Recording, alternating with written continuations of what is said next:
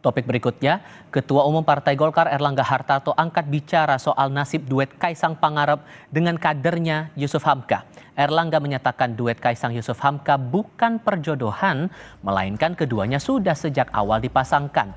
Soal kepastian duet Kaisang Hamka maju di Pilkada Jakarta, Erlangga bilang Golkar menunggu hasil surveinya. Sudah ke Nasdem. Ini wacana Golkar terkait dengan apa ya Pak, menjodohkan Mas Kaisang dengan Pak Yusuf Hamka sudah seperti apa Pak? Kita bukan penjodohan, sudah dipertemukan di awal. Oke. Bagaimana Pak perkembangan ke depannya diskusi? Tinggal berikutnya survei terakhirnya seperti apa. Mantan Gubernur Jawa Barat Ridwan Kamil yang namanya masuk Bursa Pilkada Jakarta dan Jawa Barat memperkirakan Koalisi Indonesia Maju baru akan memutuskan calon gubernur dan wakil gubernur Jakarta dan Jawa Barat mendekati batas waktu pendaftaran paslon pada akhir Agustus nanti. Kata RK, Koalisi Prabowo Gibran masih membahas siapa calon gubernur dan wakil gubernur Jakarta maupun Jawa Barat, termasuk kepastiannya apakah maju Pilkada Jawa Barat atau Jakarta.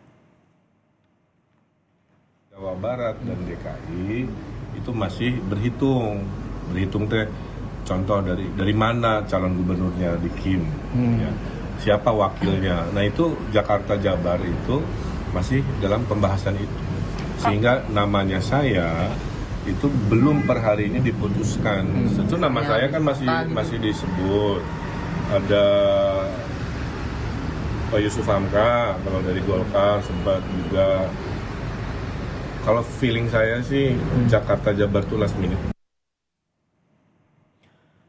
Ketua Dewan Pembina Bapilu Partai Golkar Idrus Marham membantah isu pecah kongsi Partai Golkar dan Gerindra. Idrus menyebut komunikasi antara kedua partai sangat lancar dan efektif. Ia menekankan perdebatan dan perbedaan yang terjadi adalah bagian dinamika.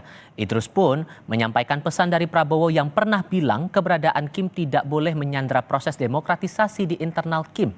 Justru perbedaan konseptual yang berkualitas diperlukan dalam menentukan calon berkualitas. Idrus memastikan semua perbedaan tersebut atau perdebatan yang muncul akan berujung pada istilah All Kim Final.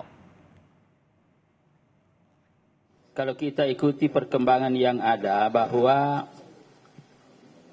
Koalisi Indonesia Maju dalam menghadapi pilkada ini ditandai dengan berbagai macam dinamika. Dan tentu bagi kita yang ada di Kim, merespon itu semua harus dilihat sebagai sebuah proses yang wajar. Nah oleh karena itu sejak dari awal komitmen Koalisi Indonesia Maju bahwa Koalisi Indonesia Maju harus solid menghadapi pilkada ini dan bertekad untuk memenangkan sebagian besar